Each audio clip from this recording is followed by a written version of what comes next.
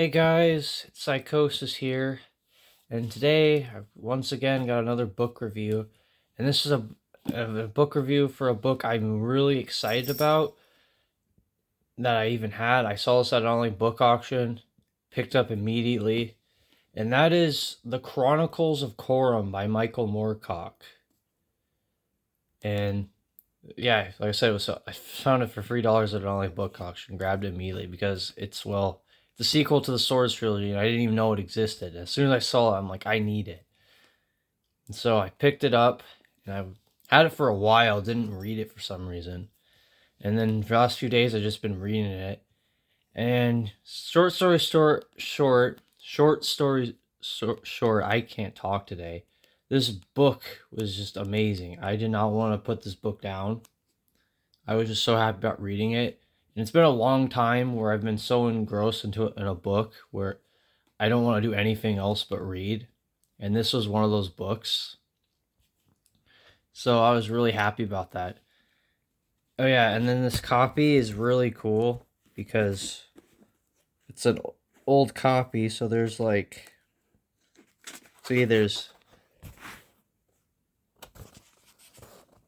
old advertisements for Sword and Sorcery, Fitz Leiber. It's really sick. And then there's also some stuff on some old fantasy sci-fi books advertised. It's really cool. Very nice old copy. But yeah. And so yeah, just today I'm gonna review this book. And like the Swords Trilogy, it's actually not a singular exact book. It's 3 books in one, but the books themselves are short, obviously, because combined together, this is about a 381-page book. And each of the 3 books is probably only around 150-ish pages or less. They're pretty short by themselves. And each of those books is further divided into mini multiple books, as the Swords Trilogy was. I'd say this book is actually longer than the Swords Trilogy just by a little bit in terms of page length. But it's still short, especially in today's terms. The fantasy books are seeming like bricks these days, but it's, yeah, for this type of genre, more sword and sorcery, old school fantasy, it's kind of a longer one. But like I said, it's also 3 books.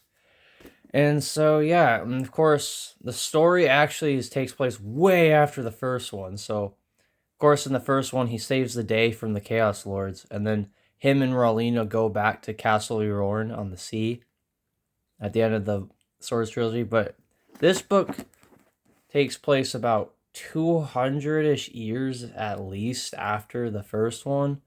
Rowlena's dead. He's just depressed, so he just spends days in his castle and then rides a lot. Also goes out for rides. He's just depressed and then longing for battles, so he just starts swinging the swords around and stuff.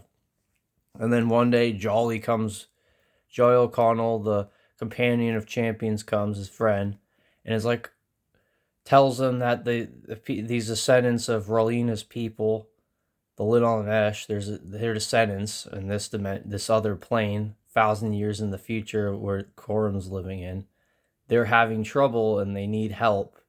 And then Corum realizes the dreams he's been having because he's having these dreams of people trying to call him. It's the Mabden people, Rowlena's descendants, that are like trying to call him because they need his help. Because they think in their legends he's like some kind of like god, demigod type thing.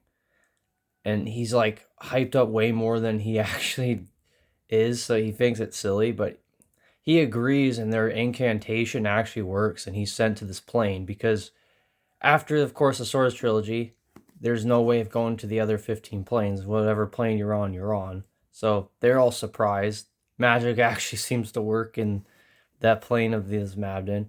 And so then they recruit him to help them defeat the Foe Mior, and that's the main antagonist of this book. And the Foe Mior, they're like these 7 like ice giant things, diseased ice giant things. They're just these chaos creatures from like Limbo. They're just these mass white blob things that are diseased and sick and dying of disease, but they just sit in this mist, and wherever they go, they freeze the land. And so they have to like they need his help to stop them. There's 7 of them, and they're like huge, and they can only be killed by like certain weapons, certain city weapons, because Corum learns that there's another race called the City, and they're like cousins of the Vadhog, and he meets a few of them. They become his friends throughout the book, but so then he gets recruited, and this whole book is him trying to find artifacts and, of course, eventually defeat the Foe-Mior. Oh yeah, and then the Foe-Mior, though, there's only 7, but they're really strong, but they don't fight. It's like they long for death, so they send other things to fight for them. So there's like the one Foe-Mior, the only one whose name I remember, Krynos. He has these hounds called the Hounds of Krynos, and they're these white giant hounds or dogs that just he commands them with a horn, and they just attack as a huge pack, and they're just really ferocious. Like he describes them as like being the size of small ponies and just being really aggressive, always going for the throat. And then there's the brothers of the Pine, and they're these human warriors that got possessed, and then their blood was replaced by pine sap, and they're all green skinned, and they have green swords and stuff, and they're really hard to kill. And then there's also the Gulag, and they're like brain dead minion warriors that are pale skinned too. And the cool thing with them is that Corum actually gets a way of killing them, because he actually gets this special horn that if you blow it 3 times in the presence of a Gulag, it kills them every time. But he's only uses that ability once in the book. And he only gets that horn because he makes a deal with this guy unknowingly to get the horn. And then, but as a sacrifice, he loses his scarlet robe, his namesake robe.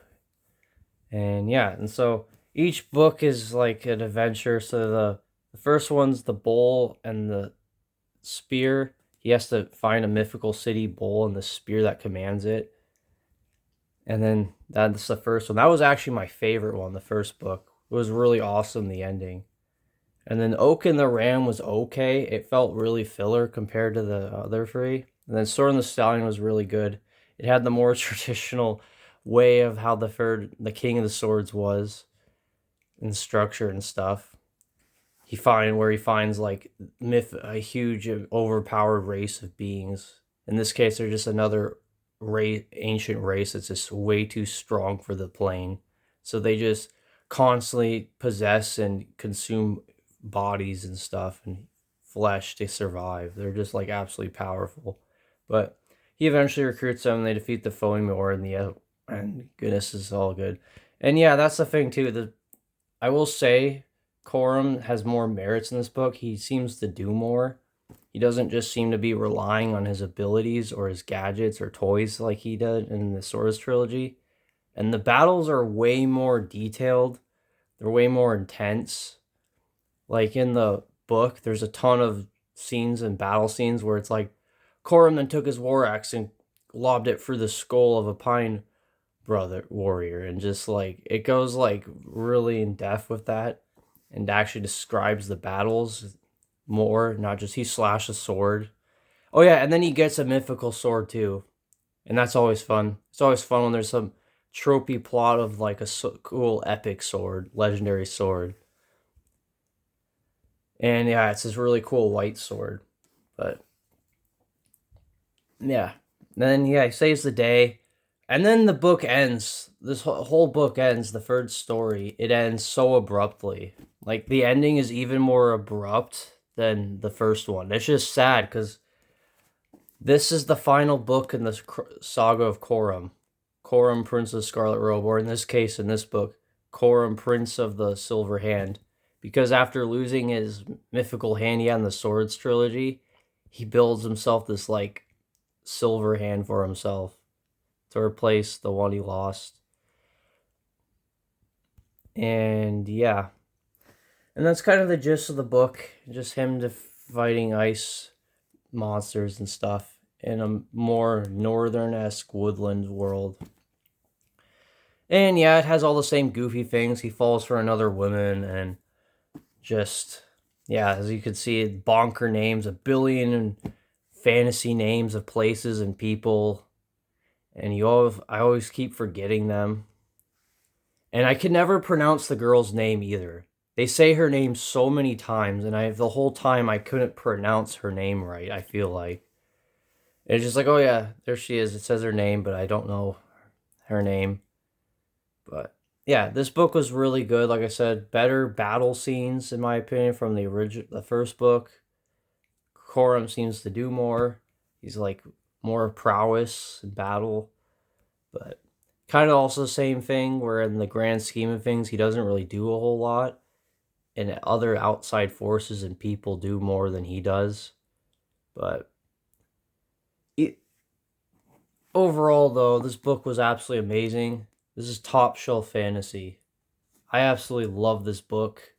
I did not love it as overall, though. I will admit, although there are some things better than this book, like it's just not as good as the Swords Trilogy though. But this still is an amazing book, and even I will admit that because I'm gonna give this book a 9 out of 10. Absolutely amazing fantasy book. It has its flaws, but it's amazing. If you can actually find this book, I would highly recommend it because it's awesome. It's really obscure. And two for two, this is the second Michael Moorcock book I ever read, and it was awesome. This book is like top tier. But I will admit though that that rating is higher than what I gave the Swords Trilogy, but I feel like I was a little harsh on the Swords Trilogy in my review, and actually consider the Swords Trilogy one of the best. And if since it's better, it's actually better than this book, and I gave this book a 9. So my 8 out of 10 review is more like should be a 9.5 to a 10 out of 10 for the Swords Trilogy. But yeah, awesome book, the Chronicles of Corum by Michael Moorcock. This book is absolutely amazing, and I'd highly recommend it if you can find it. If you like fantasy, especially read this book. Like I said, Michael Moorcock is an amazing writer. This is only the second book I've read, and I'm like hooked. This is like some of the best fantasy I've ever read. He's an amazing writer. And it's just sad because I never see people really talk about him. Like, everyone talks about, I mean, they talk about his Elric saga, and I still have to read those. I really, really want to read those. But this book is just so good. And it's like everyone only talks about like Robert Jordan, Brandon Sanderson, Tolkien, of course. But I never see people talk about Michael Moorcock. And it's just really sad because he's an amazing writer, and he's perhaps is even better than the writers I just said. Although I haven't really actually read Wheel of Time or any of Brandon Sanderson's books yet. It just seems like a really big commitment that is too much for me at the moment. But eventually I will. And there is actually, I only don't have a lot of Michael Moorcock books. I only have one other Michael Moorcock book besides this Corum books saga, but I'll have to read that because I bet it'll be really good too. But yeah, that's my review. 9 out of 10, absolutely amazing fantasy. It has its flaws. The ending, like I said, is super abrupt. It just happens within like 5 or 6 pages. And then the book just like ends out of nowhere. And yeah, and I enjoyed the first one better. And the second book seems the second one, The Oak and the Ram, it's all a major story, but that one just seemed more filler to me. It took me longer to read for that one, it felt like. But yeah. But yeah, anyways, guys, that's my review for Chronicles of Corum. It's an amazing book. I highly recommend it to read it, especially for fans of fantasy and like me. And yeah, really good. And yeah. Anyways, guys, I'll see you next time, and I'll try to do more book reviews and get back to making some more album reviews and maybe other videos. But yeah, I hope you guys all enjoyed this review of this book, and I'll see you all next time. Goodbye.